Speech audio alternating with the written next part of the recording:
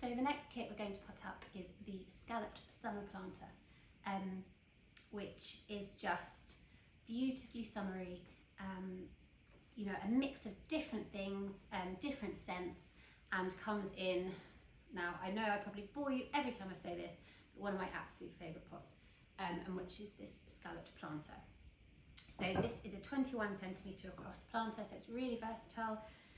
You can use it for so many things, you know, when the summer's over and, you know, things come back inside, you can pot up some herbs, or, you know, you can put a fern in there. You know, it's a really, really good versatile pot, so one of my favourites. So now in this kit, this is for outdoors, this is a summer planter kit for in the garden. You will have your thyme, which smells amazing. You will have your purple lavender, again, incredible scent. You have the, okay, I can't say it, I cannot say this name properly. It's one of those things, I just, no matter how hard I try, I can't say it, and I'm going to say it probably wrong, and I apologise. This is Erigeron,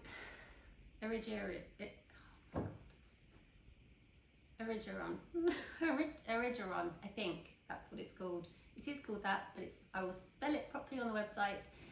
I don't know if I can say it properly. That's embarrassing. I don't. Erigeron. It's Erigeron, I think. Purple bacopa, I can say that one. And this is another one I struggle to say. And I've heard people call it different things, so excuse if I'm saying it wrong. Feel free to tell me. Nemesia. Somebody called it the other day Nemesia or something that sounded much nicer than the way I say it, but I've always called it Nemesia, so that is what you have as well in your kit.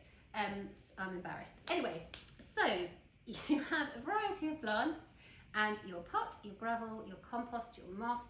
So let's pot it up. Okay, so you pop your pot on a saucer and then add in all of your gravel for good drainage, just around the base of the pot, and then add in a layer of compost. Just sprinkle that over and then sort of push that down. You can push it down with your hands. I usually do. I'm trying to be better and a bit tidier by using a little trowel, but you know, pop it down on top of the gravel. Now, it's completely up to you how your planter looks. I'm going to pop in the lavender first. Oh. And that will go near the back. I'll then pop the Nemesia next to it. Now, as you can see, they're dripping, so you've given them a really good drink. Now these two together just look so gorgeous. When I plant up as well, I angle my plants out. It just sits a bit nicer in my opinion. I'm then going to add in the Erigeron, okay? That's what I'm going to add in next. So that will go next to the lavender, and it will just hang already. You can see it's just sitting so beautifully, hanging over the side of the planter. I will then add in my bacopa next to the Erigeron. Again, that will grow and just trail beautifully. And then lastly, your thyme. Now the thyme that we have here, we have various varieties, so it will be a thyme, but you might get it a slightly more greener one. You might get this one, which is like a variated one. Another word I can't really say very well. Did go to school, I promise. Okay, and there we have it. It's all in, and then you just need to add in your compost. Now, you won't need a lot because there is a lot of plant in here. So I'm going in the middle, pushing that down. That's probably the main place that you will need to put your compost, is in the middle where there's that gap. And then you're just going to add it in around the sides.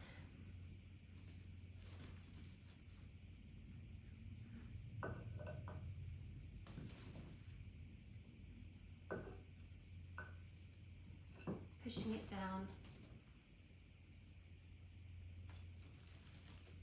where there's the gap.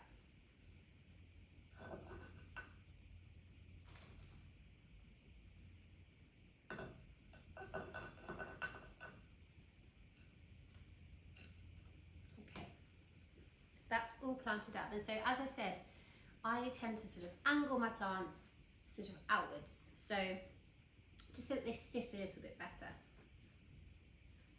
And then, as you can see, it's trailing over, and it will continue to do so, continue to grow and trail over your pot. So then adding in your moss, and then I'll talk you through how to look after it.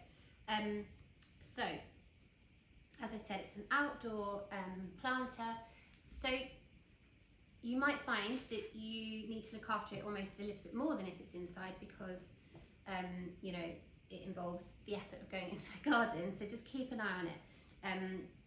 If we're having a few days, 2 or 3 days of sunshine, I would be watering every evening, if you can. If not, every other day should be fine, but if you look out and see it looking a little bit sad, go and give it a water. But yeah, you're just kind of, you're watering it when it's dry, or heading sort of to get dry at the top of the soil. And then in terms of sort of deadheading with the Nemesia, you simply cut where you can see a new bud starting. So for example, if I just pull this gently here, there's a new bud there, and I would cut just above it, and then that will encourage that bud to grow, so that's when that's gone over. With the lavender, this same principle, you cut where down at the base of the stem where you see new buds. The Erigeron, again, you would just snip that off where you see another bud forming. Same sort of principle. The thyme shouldn't need deadheading, that will just continue to grow. And then the bacopa, you just pinch off. I can't see any brown flowers on there at the moment to show you, but you would just pinch off the flower once it goes brown. So yes, that is basically the summer planter. So water when the top centimetre of soil feels dry. Give it a really good drenching. Excuse me. Tip out any excess water in the saucer if you can. And yeah, just give it lots of nice sunlight. Pop it in a sunny spot in your garden, and I hope you enjoy it.